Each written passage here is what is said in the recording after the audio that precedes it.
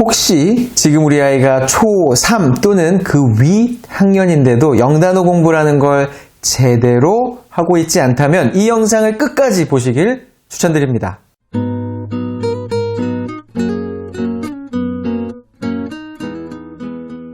안녕하세요. 대한민국 학부모를 위한 실천적인 교육 전문 채널 교집합 스튜디오의 권대영 소장입니다.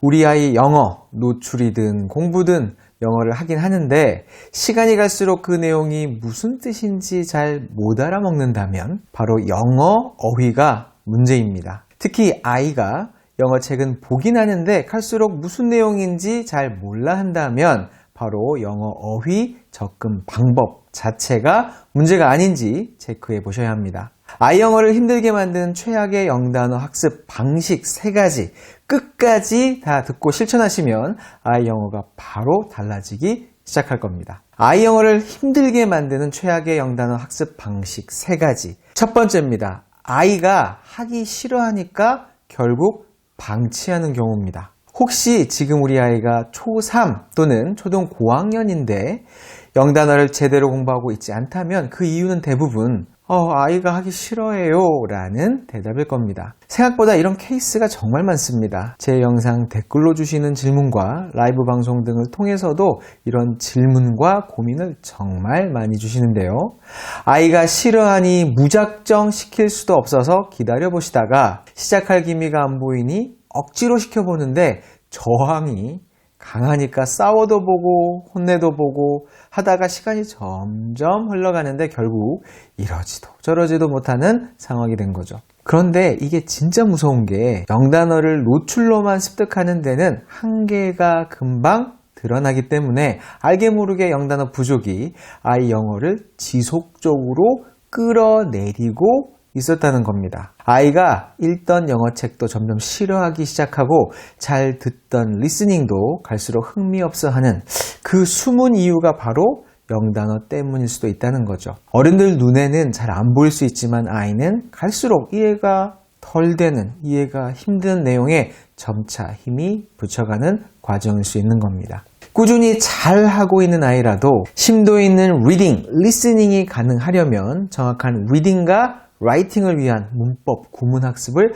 본격적으로 시작하려면 제대로 된 영단어 학습 습관이 바탕이 되어야 합니다. 지금 초3 아이라면 이제 초4가 되는 중요한 시기를 맞고 있습니다. 수준 있는 리딩에 본격적으로 뛰어들어야 하는 시기이기 때문이죠. 단어가 큰 걸림돌이 되어서는 안 됩니다. 초등 고학년들도 마찬가지고요. 부담을 최소화하면서도 효과적인 영단어 공부의 원칙은 하루에 최소 단 1-2개라도 매일 공부하는 것입니다. 대한민국 영어 공부의 가장 큰 맹점 중 하나가 바로 노출 중심에서 학습 중심으로 넘어가는 이 민감하고 중요한 시기에 아이들 길을 확 꺾어버린다는 겁니다. 영단어가 안 돼서 영어가 힘든 아이가 갑자기 빡센 학원에 보내져서 갑자기 하루에 50개, 100개씩 영단어를 강요받게 되어 더 영어와 멀어지는 이런 아이러니를 겪는 경우가 숱하게 많다는 거죠. 절대 많이 시키지 마세요. 이런 식으로 접근을 하니까 아이가 영단어에 질려버리게 되는 겁니다. 매일의 힘과 아이 뇌의 성장을 믿어주세요. 그렇게 단기간에 많이 해봐야 결국 장기 기억에 남는 건 거의 없습니다. 복리이자 적금 넣듯이 긴 안목으로 적은 심리적 부담감으로 장기 기억을 가는 효율적인 학습을 시켜주셔야 합니다. 단 1-2개로만 시작해도 충분합니다. 천천히 조금씩만 늘려가도 되니까요.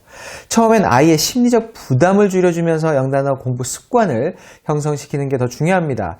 습관이 들었다 싶으면 한 개씩 늘려가 주시면 됩니다. 습관이 된 아이라면 큰 부담 없이 잘 받아들일 겁니다. 수능에서 출제되는 단어의 개수는 매년 좀씩 다르지만 보통 1만 개쯤으로 잡아서 생각할 수 있습니다. 그리고 초3 때부터 영단어를 공부한다고 했을 때 주말과 휴일 모두 뺀 평일만 계산하면 대략 1년에 240일 정도가 나오죠. 여기에 매일 2개씩을 한다면 480개가 됩니다. 근데 초4 때는 4개씩 한다면 960개, 5학년 때는 6개, 1440개. 초 6때는 8개씩 잡으면 1920개, 도합 4800개가 됩니다. 아까 수능이 1만 개 전후라고 말씀을 드렸는데 초 6까지 4800개가 돼버리네요. 엄청난 개수죠. 그리고 주말과 휴일은 주간에 공부한 단어를 복습하는 시간으로 활용하고 잘 외워지지 않는 단어는 플래시카드나 노트 또는 네이버 단어장 등에 기록해 놓고 최소 3번 이상 복습을 하게 시켜주시면 좋습니다. 적은 양을 공부하니까 복습도 짧은 시간이면 충분하거든요. 아이의 능력에 맞춰 좀 전에 말씀드린 그런 개수보다 더 적게 해도 좋습니다. 평균 4개씩만 잡아도 초3에서 초6, 4년간 4000개 가까이, 평균 3개씩만 잡아도 3000개 가까이를 공부할 수 있게 되는 겁니다. 괜히 50개, 100개 공부할 필요 없겠죠. 교육부에서 권장한 초등 필수 영단어가 800개인 건 아시나요? 하루 2-3개만 꾸준히 해도 초등 수준을 잘 마치고 중등 영어를 준비하는데 아무 지장이 없습니다. 하루에 2-3개씩만 해도 되는 영단어 적은 부담으로 좋은 습관을 들여주셔야 합니다. 다만 지금 우리 아이가 초3 이상학년인데 영단어를 안 하고 있다. 지금 바로 시작해주세요. 늦을수록 힘들어집니다. 아이 영어를 힘들게 만드는 최악의 영단어 학습 방식 3가지 중에 2번째는 바로 날 잡아서 몰아서 하는 집중학습입니다. 자, 집중학습 이러니까 되게 좋은 것처럼 느껴지실 수도 있습니다만 아닙니다. 제가 좀 전에 매일의 힘을 말씀드렸습니다. 매일 영단어가 좋은 점이 바로 매일매일 하니까 적은 단어의 개수만 해도 된다, 충분하다는 것이죠. 아이가 싫어하게 되는 이유가 바로 심리적 부담 때문인데요. 괴롭잖아요. 하루에 1-2개라면 이야기가 달라집니다. 이게 가능하려면 날 잡아서 몰아쳐서 하는 그런 패턴, 그런 방식은 절대 하지 말아야 합니다.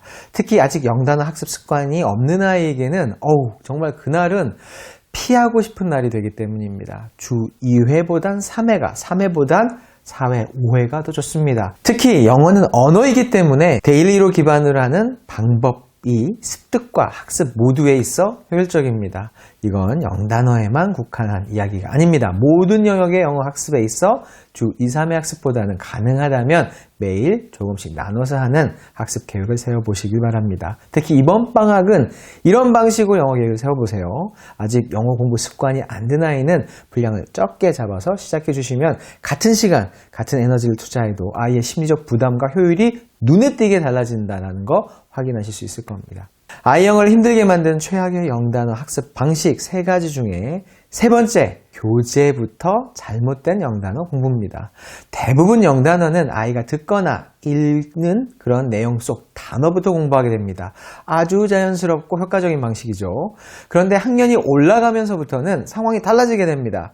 이런 방식으로만 해서는 단어에 구멍이 여기저기 숭숭 뚫리기 시작하죠. 물론 영어책 독서량이 많은 아이는 좀 덜하겠지만 그렇지 못한 대다수의 아이들은 적게 읽어서 단어도 부족하게 되고 또 단어가 부족하니까 읽기가 더뎌지는 악순환에 빠지게 됩니다.